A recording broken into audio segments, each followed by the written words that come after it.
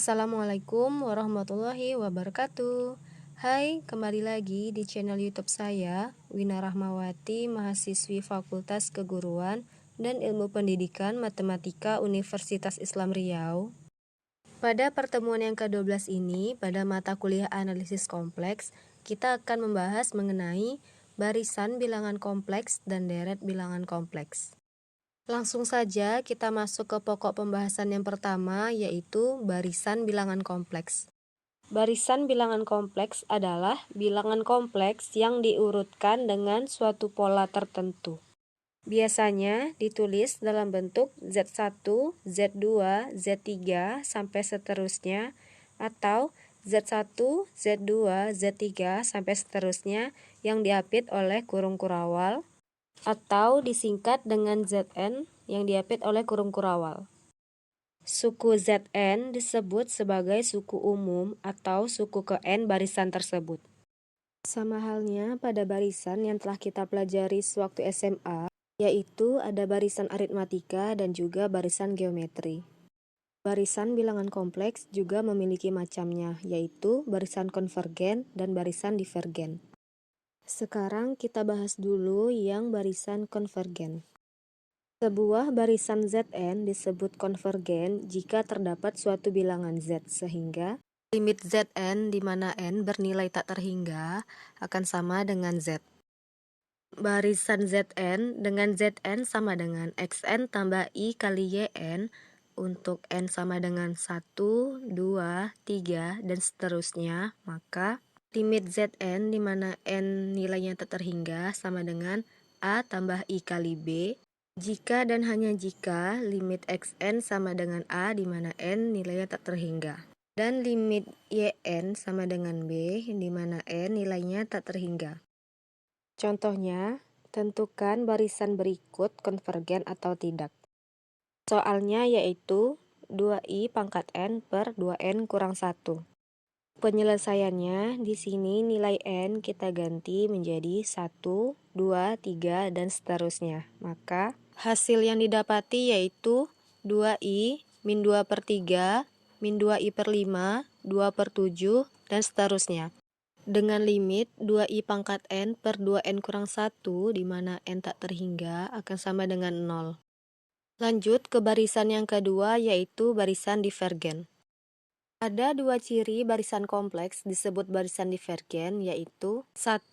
Jika N bertambah besar, maka suku-suku barisan tersebut bertambah besar nilai mutlaknya tanpa batas atau dapat ditulis limit Zn di mana N tak terhingga, maka nilainya juga tak terhingga.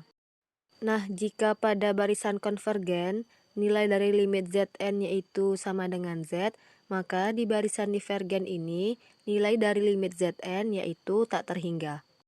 Ciri yang kedua yaitu jika suku-suku dari suatu barisan berosilasi di antara dua titik atau lebih, maka barisan tersebut tergolong divergen. Berosilasi di sini memiliki makna berulang, maksudnya terdapat pengulangan suku-sukunya. Langsung saja kita masuk ke contoh. Yang pertama 2i pangkat N.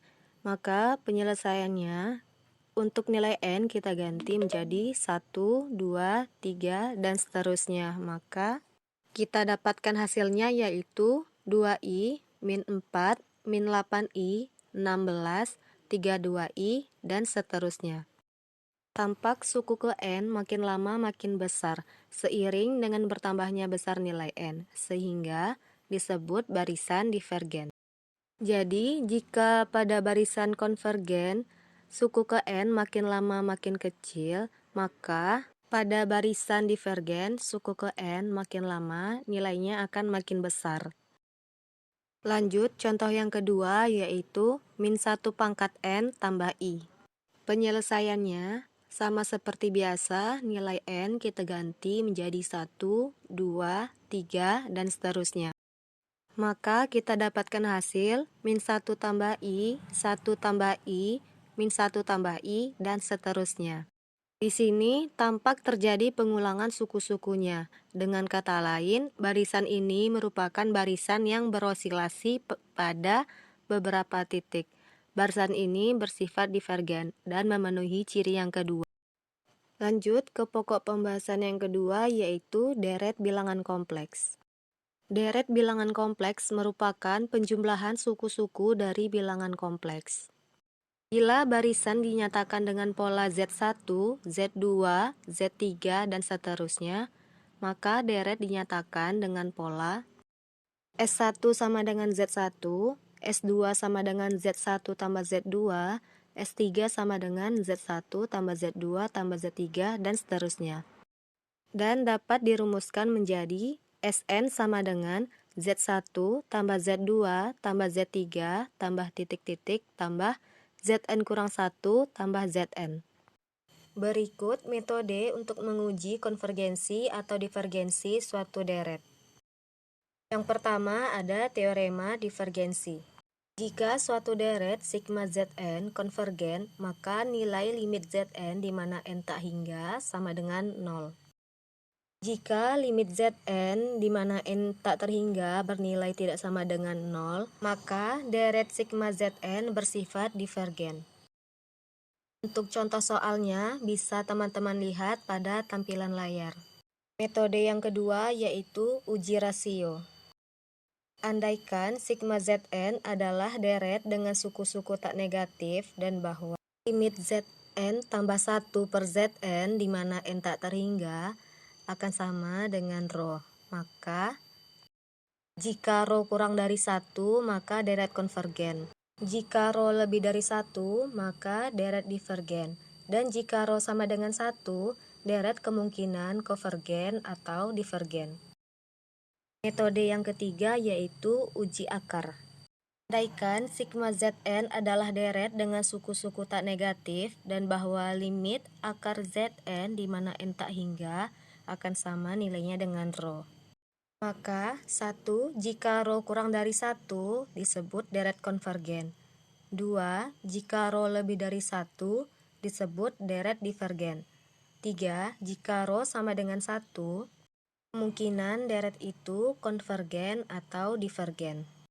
Metode yang keempat yaitu uji integral. Metode yang kelima yaitu uji deret berganti tanda. Dan metode yang keenam yaitu uji pembandingan. Untuk materinya, teman-teman bisa lihat pada tampilan layar. Baiklah, cukup sekian materi yang dapat saya sampaikan. Semoga bermanfaat untuk kita semua. Salah dan kurang saya mohon maaf. Saya akhiri. Wassalamualaikum warahmatullahi wabarakatuh.